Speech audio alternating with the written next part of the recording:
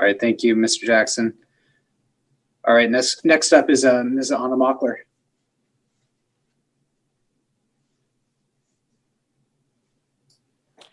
Good evening, President Gorman, Mayor Wheeler, Council, Mr. Jackson, Mr. Nickel.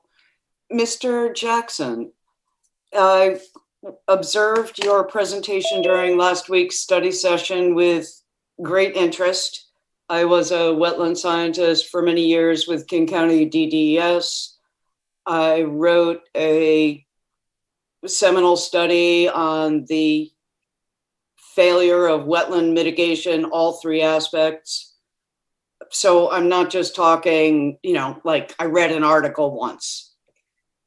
So I guess my question is, in your presentation during the study session, what you're describing tonight as minor mapping changes, during the study session, you talked about buffer reductions and in some cases eliminations to not just shorelines and wetlands, but also to potential salmonid streams. So I think I'm recommending that the council adjourn this public hearing until Mr. Jackson can give the public the full presentation that he gave, representing something as minor mapping language when it means that there'll be no need to vegetate. I think the figure you used was 500 feet around a salmonid stream. I think the public should know about that in order to actually be a public hearing. I'd also like to suggest, as courteously, that in spring 2020, you sent a postcard to every shoreline property owner in spring 2020. Sorry, I'm repeating myself.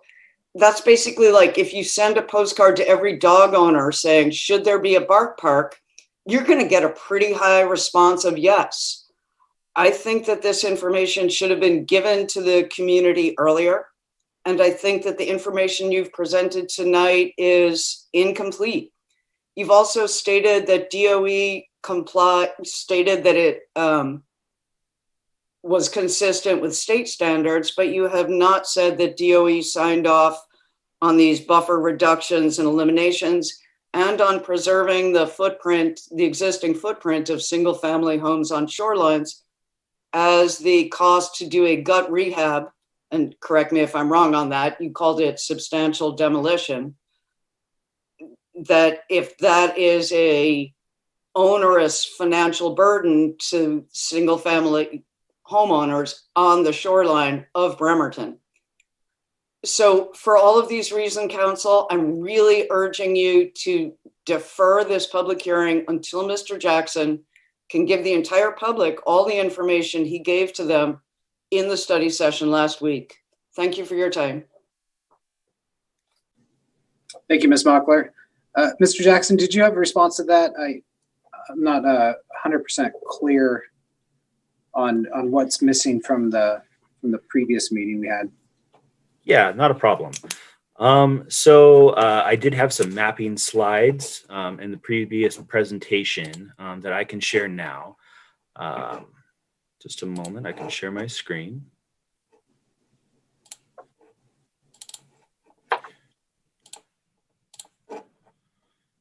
Okay, so these are the complete mapping changes that we're making. This slide wasn't presented in the last council meeting because, like I said, the nature of this update is very minor, and these are some minor changes. Commercial designation was extended a single property here to illustrate the fact that there is a commercial use there. So it's just it's showing what exists on the ground now. And the same can be said, that's up on Wheaton Way, up by the Water, Wind, and Sky proposed site, if you're familiar with that, or near the bottom of East Park. Near Pitt, on shore, once again, it was the commercial designation was extended by a single lot to recognize that there's a commercial property existing there today.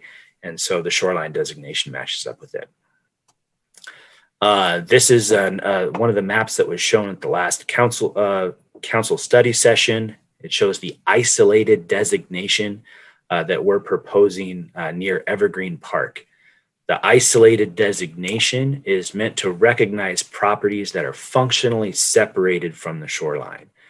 So Evergreen Park separates the properties that are on the other side of Sheldon Boulevard. So that's what this new shoreline designation is in reference to, is properties that are on the landward side of Sheldon Boulevard.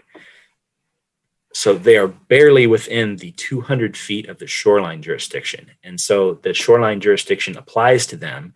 We're adding this designation to say that these properties are functionally separated from the shoreline. We have this mapping designation a couple different places in the city to recognize the same fact.